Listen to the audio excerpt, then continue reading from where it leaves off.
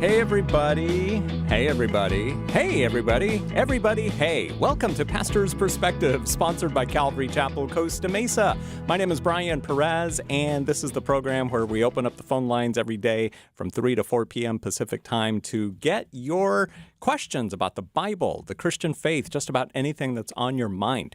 888-564-6173 is the number to call. If you're watching on Facebook or YouTube, you see the number right there on the bottom of the screen, 88 from left to right, 888-564-6173.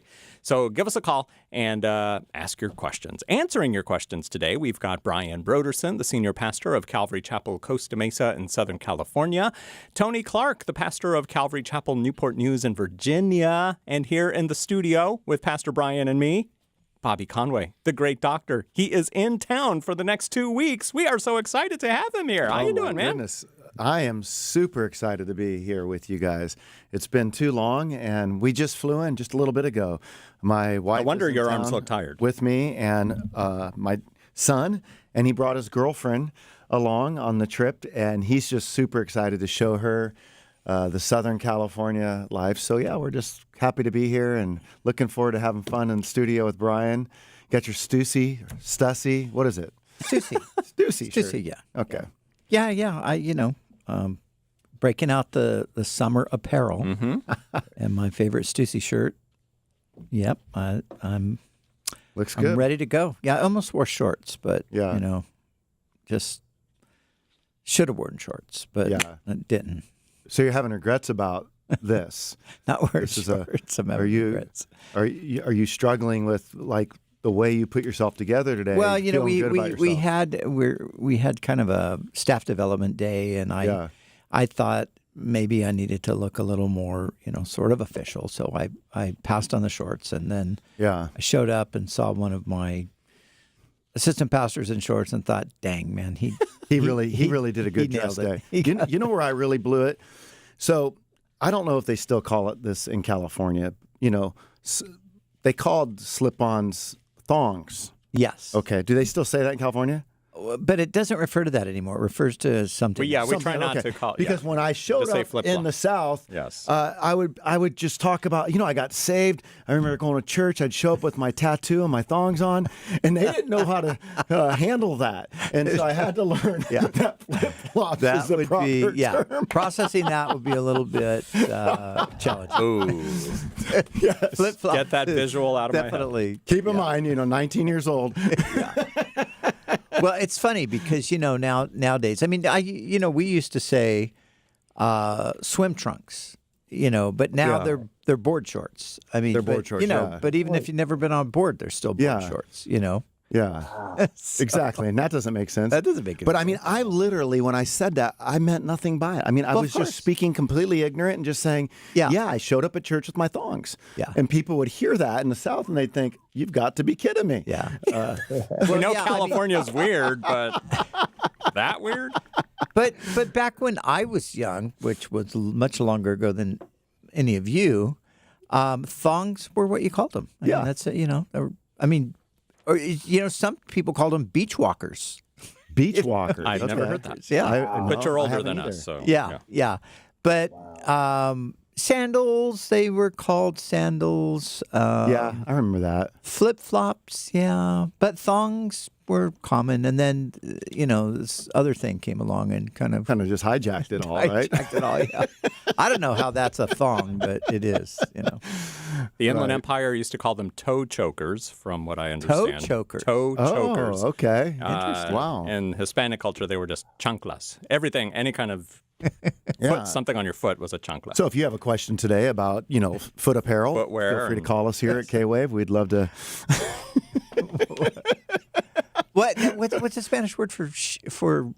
Well, it's zapatos. It's for zapatos, shoes. yeah, because they have but it was chancla was the have slipper that you would get hit with. Yeah, they have a flip-flop that's a zapato. Yes. You can buy those. Yeah. Tony, what kind of shoes are you wearing right now? Tony's wearing Air Jordans, I can tell you right now. I have some shoes on. Yeah. We were on our way home from Lancaster, Pennsylvania, seeing the play David, of the life of King David and I didn't want to do the show in my car. So I stopped at my sister-in-law's house in Maryland and said, I'm going to do the show from my sister-in-law's house. Now, I said all that to say, Brian, I don't have access to the questions, so I'm just going blind right now. Okay. Yeah, so in Deuteronomy chapter 13, verse 7, Tony, we were... Don't worry. Tony is the walking... That's right. Hey, now, Lancaster, Pennsylvania, did you go up to... Was that at the... there's a school up there, Lancaster School of the Bible, or what is it? There's a seminary kind of a thing up there. Yeah, it is. But this place is called Sight and Sound. Okay. And it's a place that they put on. We're talking about Broadway play kind of. Okay. Stories of the Bible. Oh, they're cool. They're all on the Bible. Yeah. We saw Noah, Jonah, Esther, and they just have done a fabulous job. Look like I'm frozen there. What's happening with that? No, you're not frozen here. You might be frozen there, but okay. No, you're I good. Just keep talking. Yeah, but we talking Broadway plays, real animals they have coming up on stage and going through the aisles. It's incredible. That's great. Incredible. Cool. Yeah. All right, so you're on your way home then, huh? On my way home, yeah, I didn't want to do it in the car.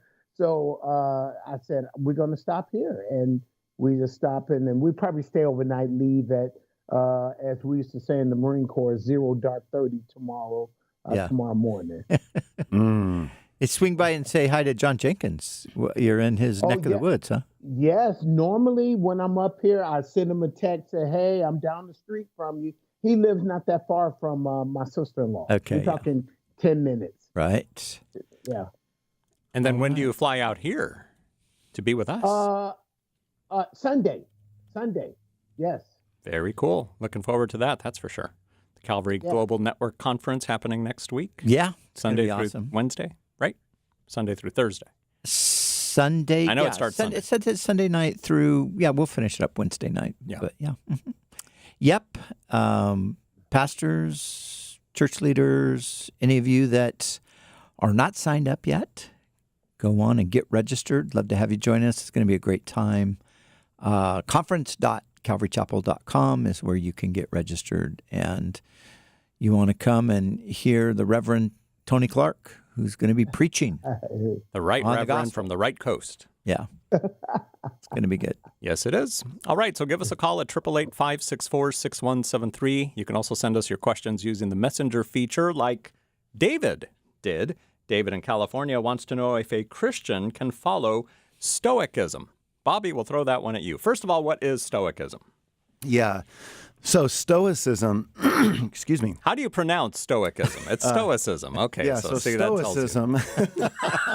I was going to say Stoicism, but... there are a lot of people in the ancient Roman world that were Stoics. So when you're saying Stoic, and then you would say Stoicism. So that's where you got confused, Brian, and we understand that. But Marcus Aurelius was a Stoic.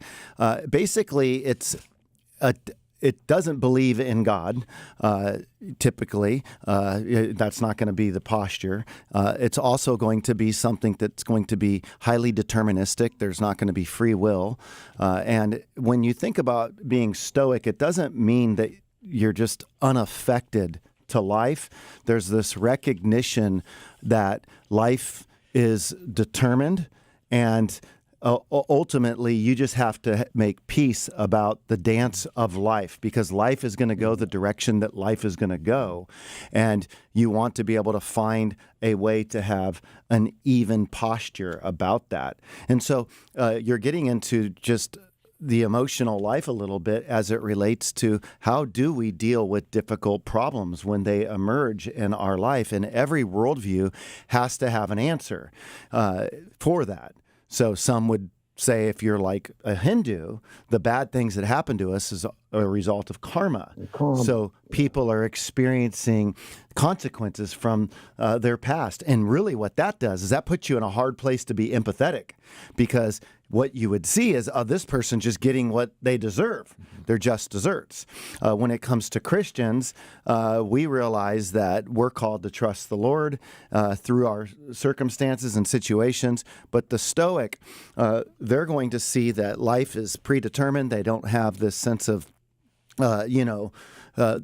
freedom in the sense of, deciding the way circumstances are going to turn out.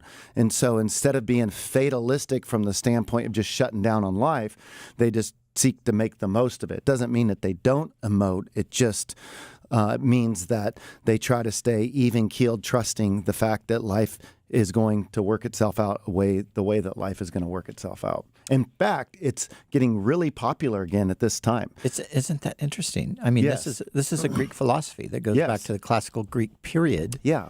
And the New Testament mentions the Stoics and the Epicureans, and they were two different philosophical schools. Epicureanism came from Epicurus, but Stoicism came from a guy named Zeno. But the Stoa was the place they gathered. And That's right. So that's how it became known as Stoicism, because of not the name of the founder, but the location where they hung out and philosophized. Yeah, and there's an author that's written some stuff on it. His name is Ryan Holiday, and he's got a book called The Obstacle is the Way and The Daily Stoic. I read The Obstacle is the Way, but he's somebody that I think is getting lots of attention as it relates to this. But I'm noticing more that people are interested in this ancient philosophy. Yeah.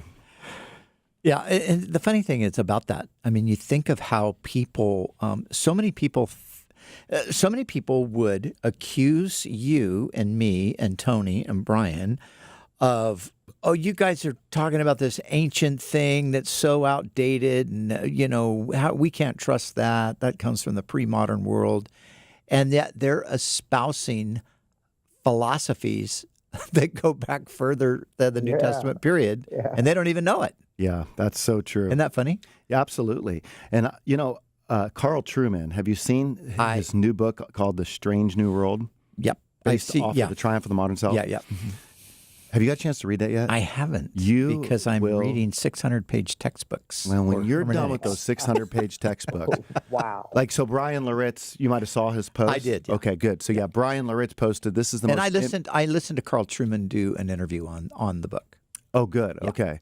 Yeah, I mean, it's just fascinating because I think for parents out there, if you want to understand what's happening in our world with our kids and where things are at, Jean-Jacques Rousseau, another philosopher who said the way that we need to live authentically is we need to be true to our feelings. In the past, you were called to question your feelings. Yeah. But this was to say you need to live according to what you feel. And now that's where people are finding their identity and where they feel, and we have to validate that. And to not validate people's feelings about how they perceive themselves is to reject them. And you can just see so much of where we are in our culture. Crazy, Yeah. isn't it? Wow. All right, David, thanks for sending us your question about Stoicism. No, that's not it either. Stoicism. I learned something new today. All right, here's another one from Facebook before we go to the phones at 888-564-6173. Patricia in California wants to know some good, legitimate sources or resources for prophecy. I'm doing a Revelation study and have been exposed to a lot of new names in the prophecy circuit.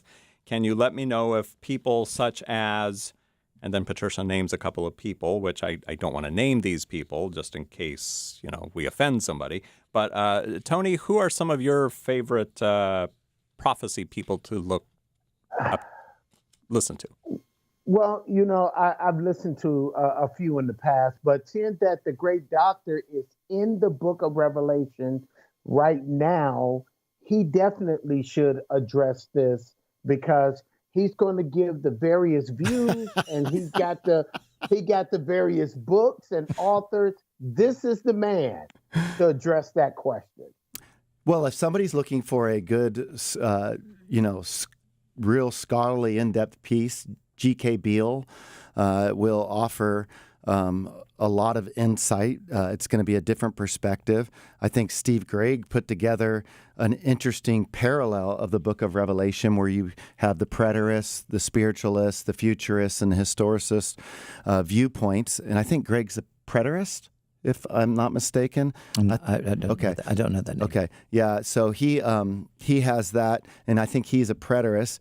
I think Michael Heiser will offer another perspective. So he's going to take a kind of a non-chronological look at Revelation, and he's going to be a futurist, but it's going to be an interesting perspective. Sounds like it. If you want to kind of have, John Walvoord or Darrell Bock.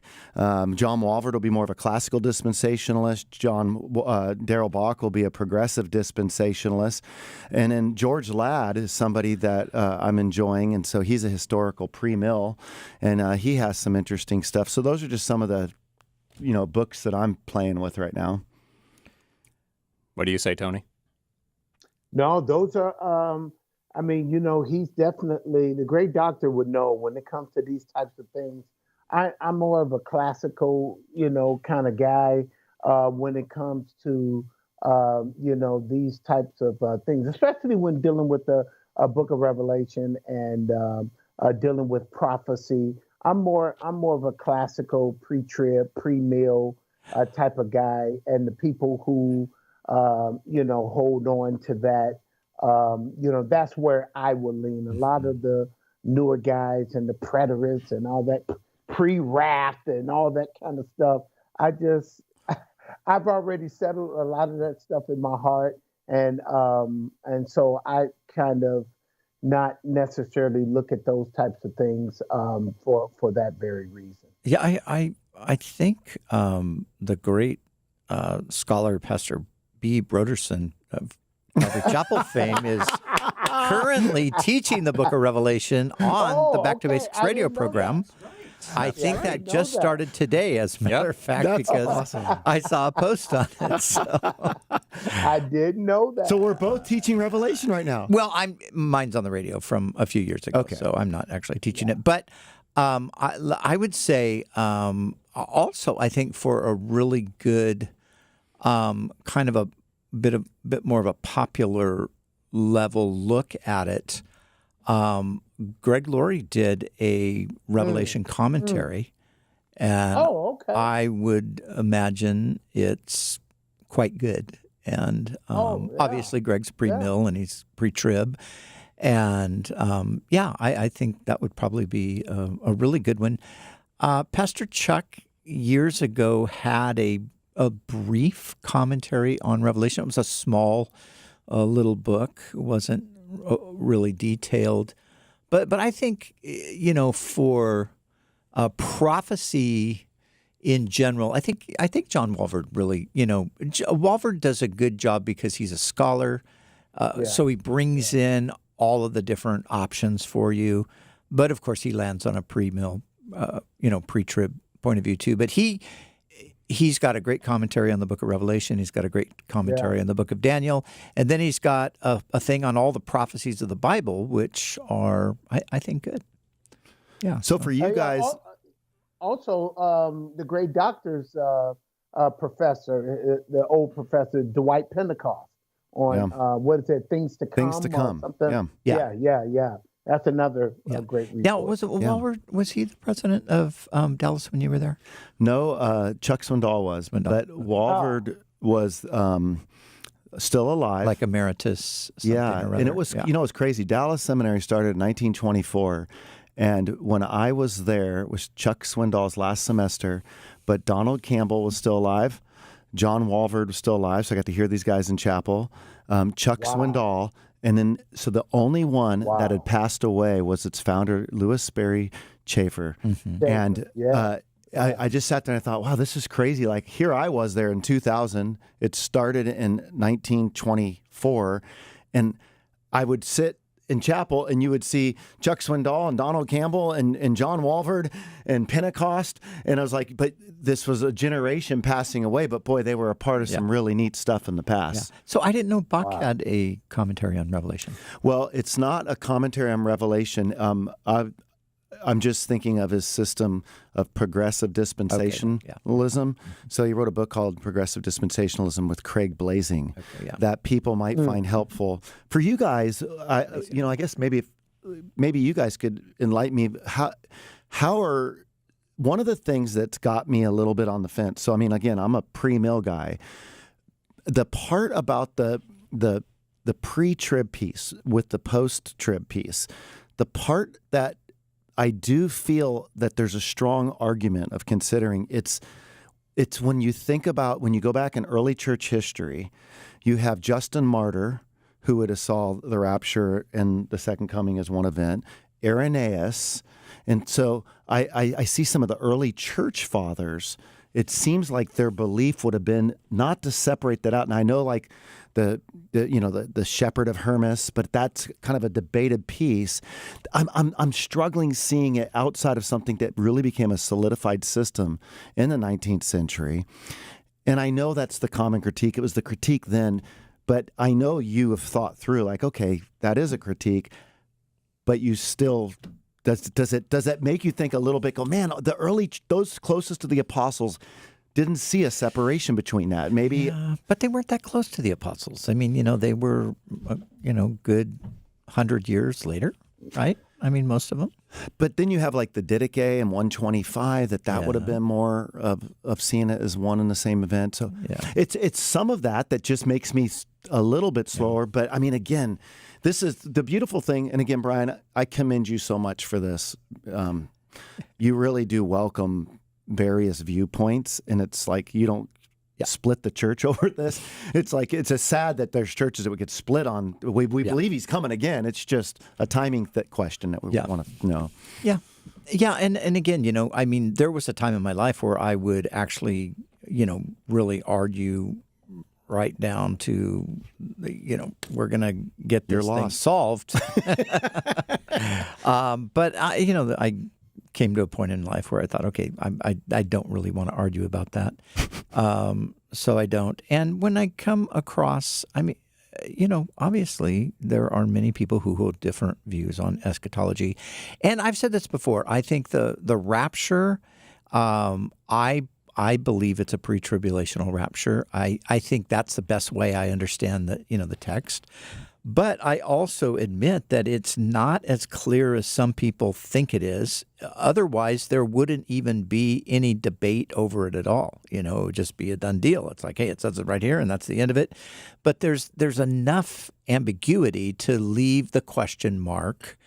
I still hold to it, but I recognize there are some challenging aspects to it. Yeah. But I just feel like out of the other options, it seems to me to line up the best. Even though, and I think a lot of times today, I think it's almost I think the negativism toward the rapture, which there is an increasing negativism toward the rapture, I almost feel like it's more of a reaction to excessive preoccupations with the subject and predictions and things like that, rather than a strong, like exegetical basis for it. That's why I don't believe this. So, Tony, for me, I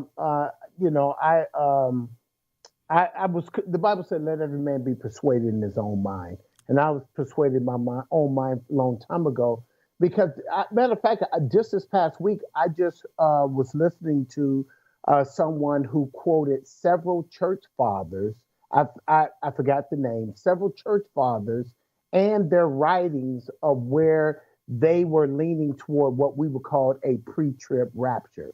So all the church fathers did not have that sort of view. That's commonly said in academic circles, but there are some church fathers that will lean what we call a pre-trib rapture. And on top of that, when you look at the two being separated, you have to separate it especially when you read verses that says, in the rapture, he is coming, for his saints. And the second coming, he's coming with his saints. He's coming for his bride. He's coming with his bride. And because of these sort of phrases, you have to say, okay, either the scriptures are confused or he's talking about two separate events.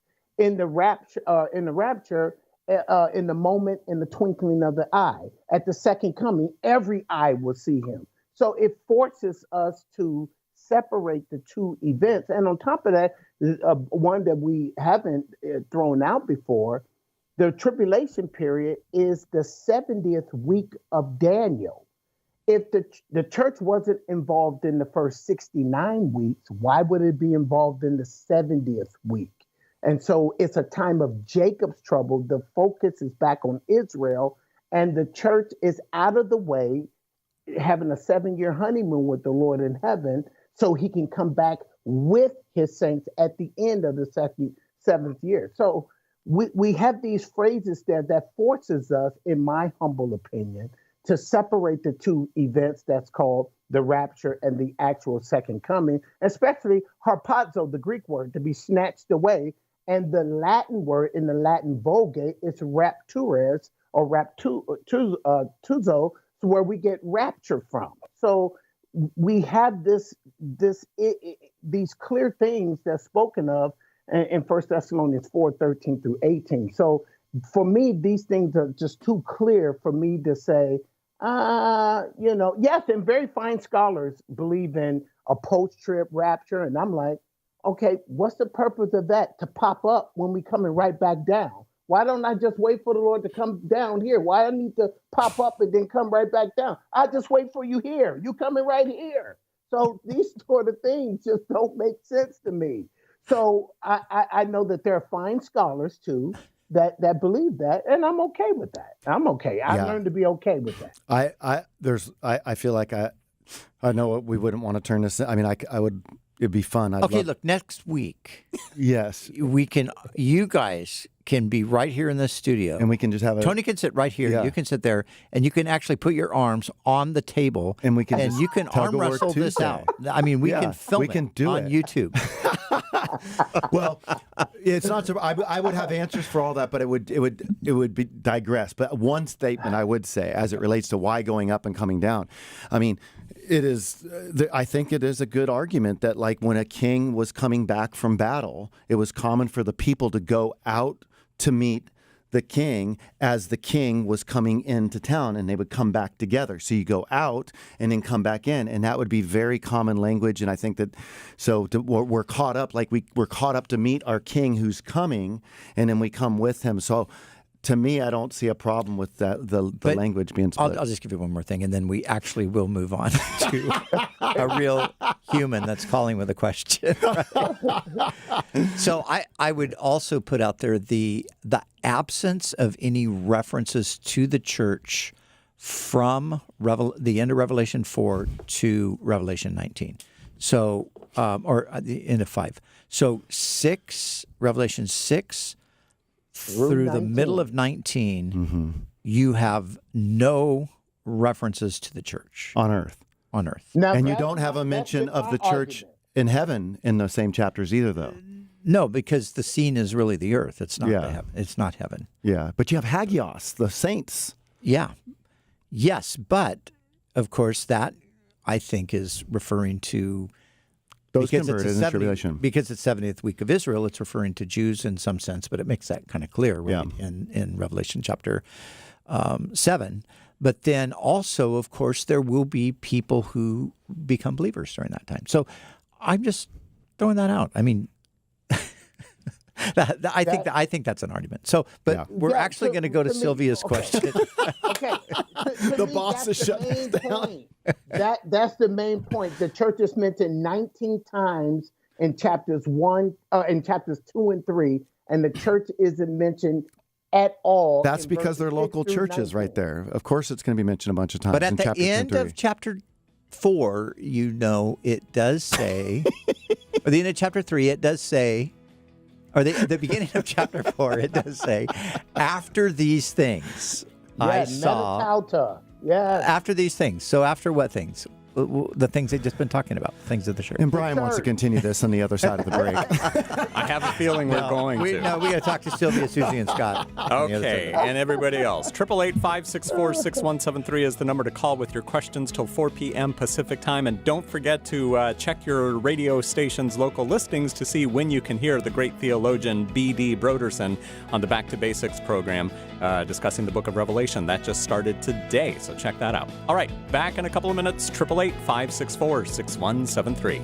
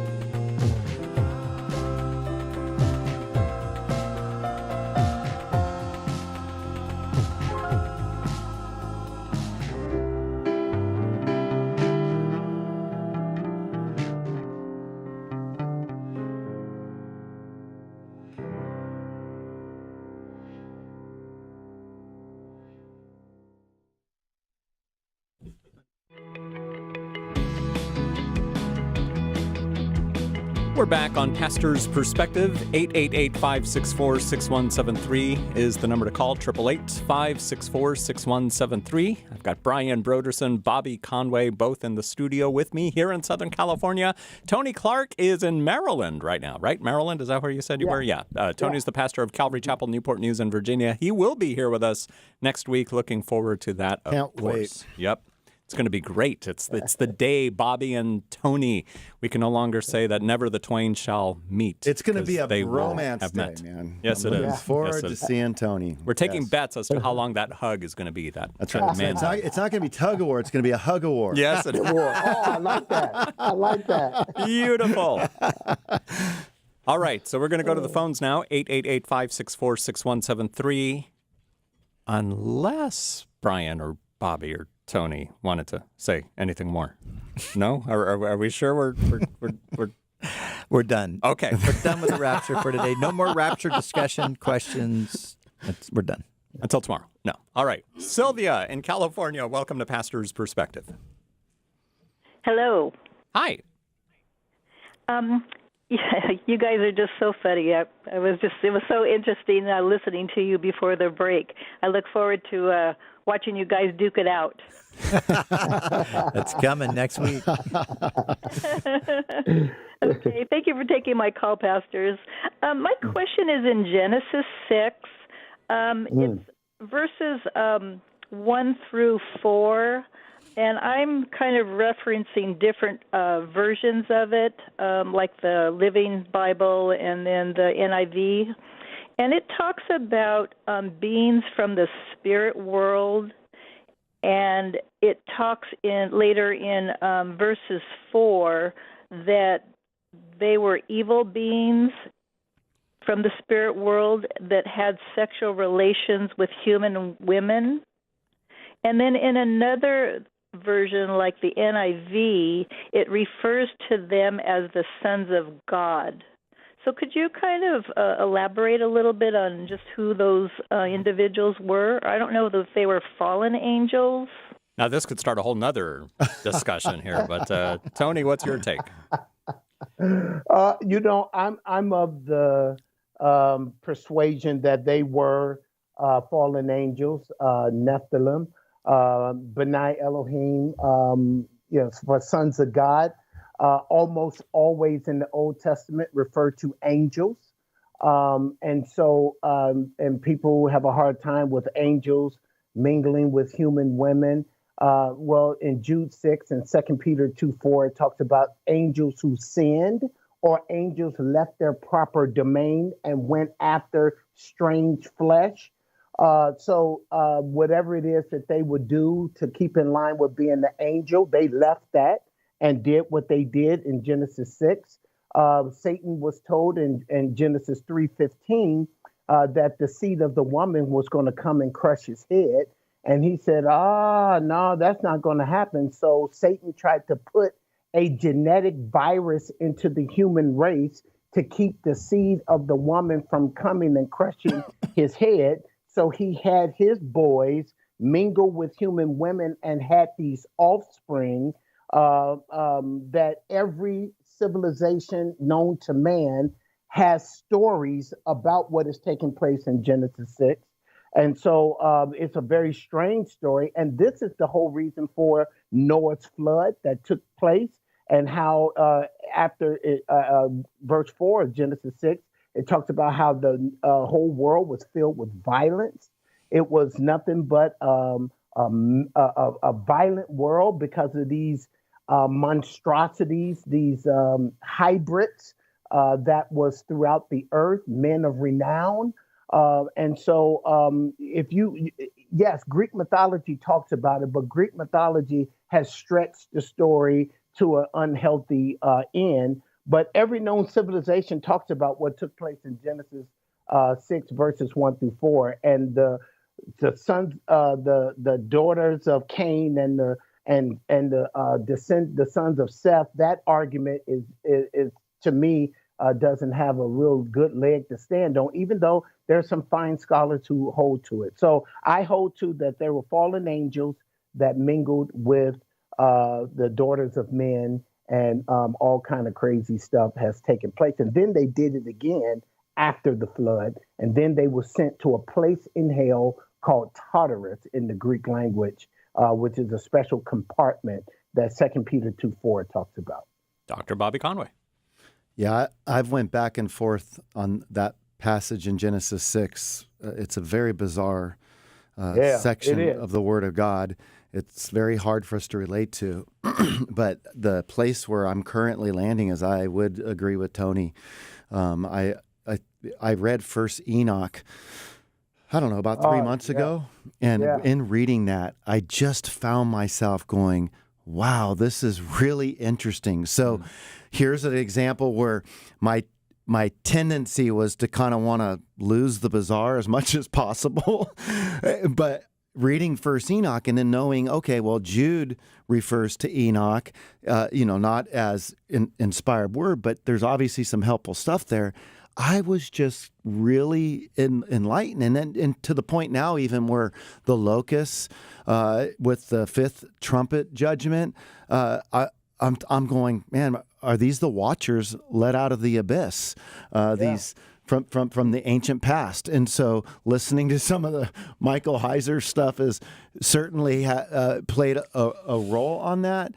But I think if I was just looking at the Bible, then you think about, we're going to be like the angels in heaven, neither given in marriage. And I'm going, okay, maybe that's where I'm going to arrive and say it's from Seth or something like that. But when I start thinking about the A&E, the ancient Near Eastern literature, and Enoch and some of this, I'm going, and what Tony said, there were stories for this, and they've been exaggerated. It just, so, there's been times on the radio I would have said the exact opposite, but now today this is where I'm at. It's great to see that your devotions in the Apocrypha have finally brought you to Right. That's a good one. Well, Tony's helped me too. Well, and the passages that you referenced, Tony, in 2 Peter and in Jude. I mean, those are, and everybody agrees. This is so bizarre. This is like beyond bizarre, right? Yeah. But what I've always thought about it, I've never really bought into the sons of Seth, of daughters of Cain thing. That doesn't make any sense. Yeah. But I know people that have, and they, that's their position. But I do think that, God destroys the entire population of the earth with the exception of 8 people. There had to be some serious issue that was being dealt with there beyond just what we would normally think. So I think the flood itself gives, I think it lends to that, as bizarre as it is, that interpretation that is what happened. And one of the things that, like this bizarre piece, that is making me feel even more confident about a futurist interpretation of the book of Revelation compared to like a preterist who would say, hey, this is all fulfilled. I feel like while you could take a position on some of the seal judgments, like there's this already, not yet, I can see some of like, what went down with the destruction of the temple or the Jewish revolt that took place in AD 66 to 70. But I feel like there's a temptation, or a tendency, I should say, on preterists to try to make all the bizarre stuff go away.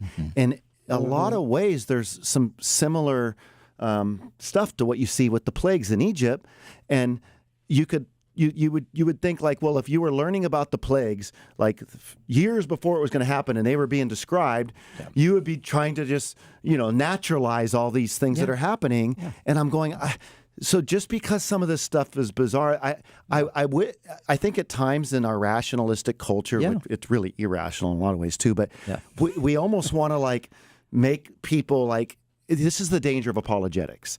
The danger of apologetics is to try to give a rational reason for everything, and you just can't give a rational reason for a lot of the things in the Bible. There's stuff that just doesn't make sense, and we have to trust God with that. Yeah, and I think too, I mean, we can't underestimate the influence of, 18th century higher criticism on the Bible. Basically just threw out the supernatural, right? Everything, it's all, it's naturalistic. So these supernatural things are obviously just parts of the myth and the legends that develop. They're not really events that truly occurred. But that's the influence of higher criticism. And prior to that rise of that criticism, people might not have believed it, but they definitely thought that's what the biblical text was saying. It was saying that these were supernatural things. And so these guys try to naturalize everything. That's exactly right. Yeah. Tony? Because they, they have learned how to spiritualize the text. They can spiritualize away these miraculous things. And they have placed it where God fits nicely in a box, the box of their intellect. And everything that's in the Bible can be explained or explained away. And that was the danger or the result of the higher critics. They have become smarter than God.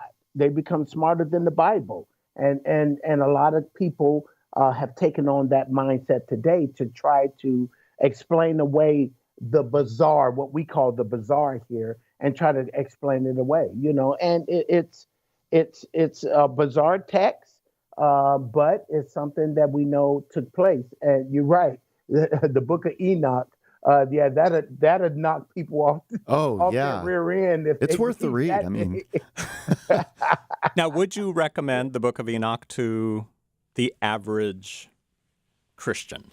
I mean, somebody who's not up on stage teaching the Bible or anything like that. For morning devotions, probably not.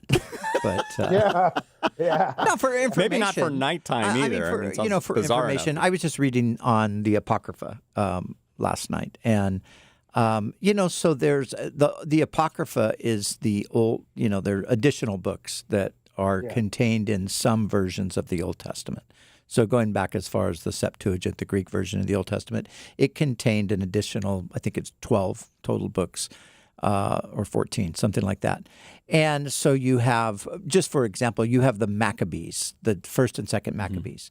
Well, everybody agrees that first Maccabees is a very clear historical account of what happened with Antiochus Epiphanes. Absolutely. So it's informative, and it can help you be informed on the day. You're just not looking to it for spiritual edification. You're looking to it for, information on events at the time. In the same way, like we would look at Josephus, the first century Jewish historian, and be informed on his wars or Jewish history.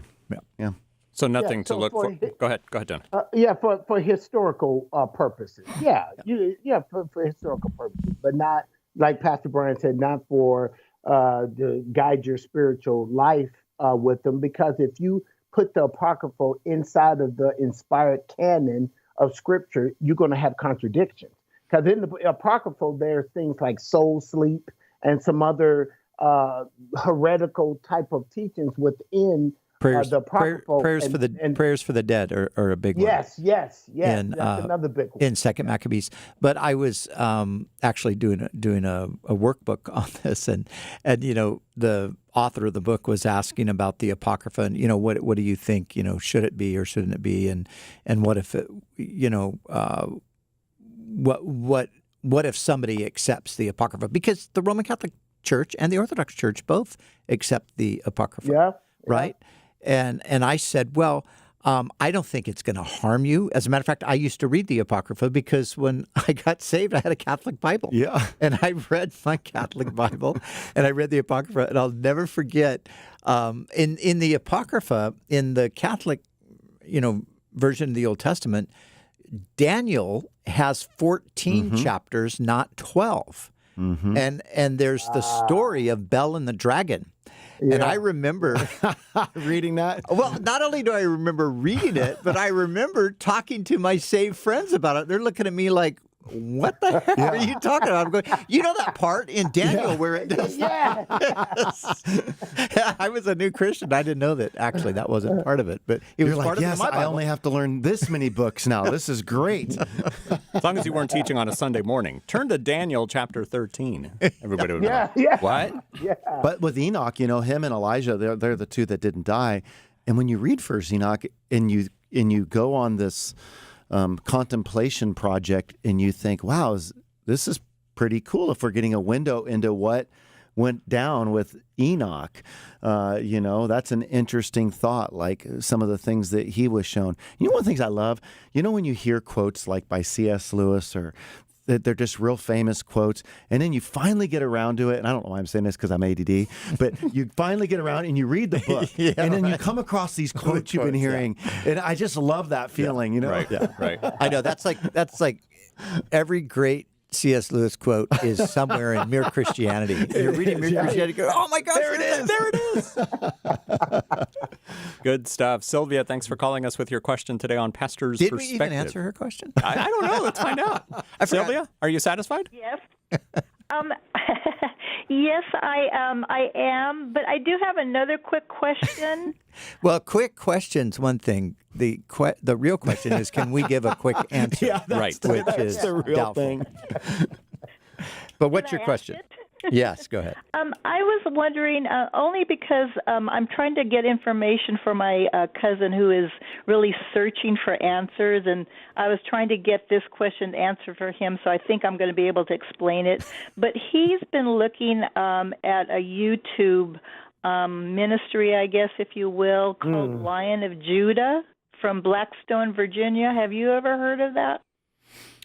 I haven't. No, I haven't heard of that. Yeah, there's so much stuff out there on YouTube. We can't keep track of it all. So the only program I watch on YouTube is 1 Minute Apologist. That's the only one worth watching.